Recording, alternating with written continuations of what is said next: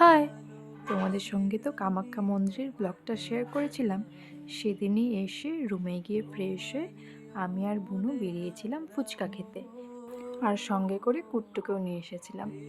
হ্যাঁ, একটা কথা, তোমরা যারা আমাকে একদম সহ্য করতে পারো না, বা আমার ভিডিও দেখতে পছন্দ করো না, বা আমার ভয়েসটা শুনতে তোমাদের ভালো লাগে না, তারা অবশ্যই আমার এই ভিডিওটা স্কিপ করে যেতে পারো। শুধু আমার এই একটা ভিডিও না, আমার পোস্ট, আমার বাকি ভিডিও সব তোমরা স্কিপ করে যেতে পারো, বা চাইলে আমাকে আনফ্রেন্ড বা আনফলো করে দিতে পারো।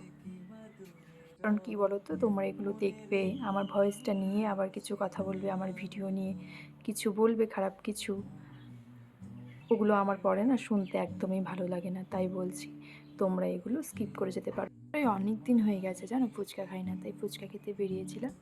আর তারপর কুট্টুকে নিয়ে জুতোর দোকানে গিয়েছিলাম। ও বলছিল আমাকে জুতো কিনে দিতে, আর আমি ওকে জুতো কিনে দিয়েছিলাম। ও তো ভীষণ খুশি এই জুতোগুলো কিনে।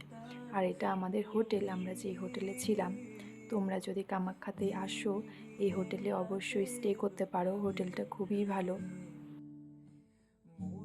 তারপর আমরা রেডি হয়ে বেরিয়েছিলাম গুয়াহাটি শহরটা দেখবো বলে। আর এখানে তো দেখতেই পাচ্ছ কুট্টু কত খুশি। আর বেরোলে সবারই মনটা ভালো লাগে, তাই না? তো সবাই একটু বেরিয়েছিলাম। কামাখ্যা থেকে গুয়াহাটি খুব একটা দূরে নয়, তাই আমরা অটো করে গেছিলাম। আর দেখো এই ব্রিজটা মনে হয় নতুন হয়েছে, খুব সুন্দর এই ব্রিজটা, অনেকটা বড়। আর খুবই ভালো লাগছিল যাওয়ার সময় রাত্রে এই ব্রিজটা দেখতে। আর আমি অটো দাদাকে জিজ্ঞেস করছিলাম যে জুবিন ক্ষেত্রটা কোথায়, কত দূরে। উনি বলল এখান থেকে অনেক দূরে, সোনাপুরে যেতে অনেক টাইম লাগবে। তাই আমরা আর যাইনি। নেক্সট বার যদি আসি কামাখ্যাতে বা গুয়াহাটিতে, অবশ্যই যাওয়ার চেষ্টা করব, কারণ সেটা আমার দেখার খুব ইচ্ছে আছে। গোবিন্দা যখন সবাইকে ছেড়ে চলে যান, তখন আমরা দেখেছি যে এই আসামের গোটা আসামটার কি পরিস্থিতি হয়েছিল, তাই না? আমাদের হয়তো আমার ভয়েসটা শুনতে অনেক অসুবিধে হচ্ছে, কারণ আশেপাশে অনেক আওয়াজ ছিল, কাঠেরও কাজ হচ্ছিল, তাই আমি ভালোভাবে ক্লিয়ারভাবে ভয়েসটা দিতে পারছিলাম না।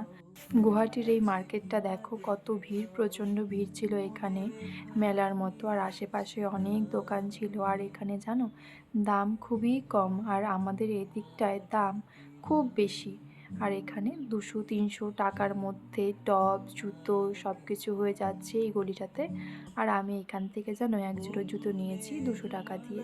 জানি না কদিন পরতে পারবো, কিন্তু আমার খুবই ভালো লেগেছিল ওই জুতোটা, তাই আমি নিয়েছি। আর এখানে ক্লিপগুলো দেখো, ক্লিপ কাটার খুব সুন্দর সুন্দর।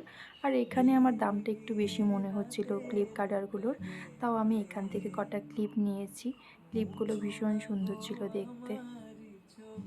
তারপর আমরা সেখান থেকে বেরিয়ে চলে আসি আবার কামাখ্যাতে অটো ধরে। এখানে এসে 1 প্লেট মোমো নিয়েছিলাম। 1 প্লেট মোমো থেকে সবাই শেয়ার করে খাচ্ছিলাম, কারণ আমাদের খিদে পেয়েছিল খুব। আমরা হোটেলে যাব, তাই আর এখানে কিছু খাইনি। আর এখানে দেখো চলে এসেছি আমরা মা মনসা হোটেলে। হোটেলটার কথা তো তোমাদের আমি আগের ব্লগে বলেছি, হোটেলটা খুবই ভালো, লোকজন খুবই ভালো, খাওয়া দাওয়াও একদম বাড়ির মতো।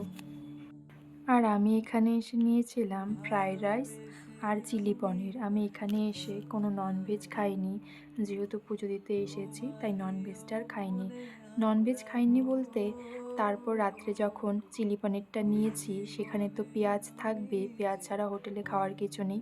কিন্তু পুজোর আগের দিন যতটা পেরেছি ততটা ভেজ খেয়েছি, কোনো পেঁয়াজ খাইনি।